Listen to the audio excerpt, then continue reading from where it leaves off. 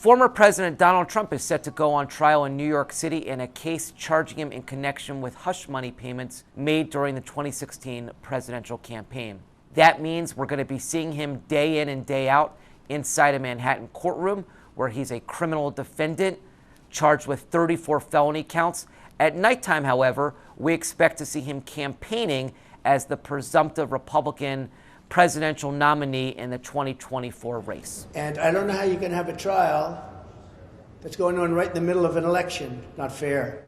This is the first criminal trial of a former American president, so it's of course a historic moment, but it's worth noting that this is not the first time that Donald Trump has been in court or has been forced to juggle competing roles of a defendant and a presidential candidate. We've seen that repeatedly now in New York, where he's been in court in connection with various civil proceedings, and we can anticipate a familiar dynamic where he uses his legal troubles to bolster his own presidential candidacy. He's going to be trying to rally his base. He's going to be trying to paint this case and others as examples of what he says is political persecution, and that dynamic now is something that we've come to expect from Donald Trump.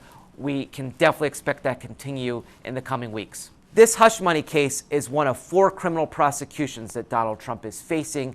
It is possible, though, that it's the only one that reaches trial before the November presidential election. Special counsel Jack Smith has charged Trump in Florida with illegally hoarding classified documents and in Washington with plotting to overturn the 2020 presidential election. And then in Atlanta, Fulton County District Attorney Fani Willis has a pending case against Trump, accusing him of trying to subvert the Georgia election in 2020.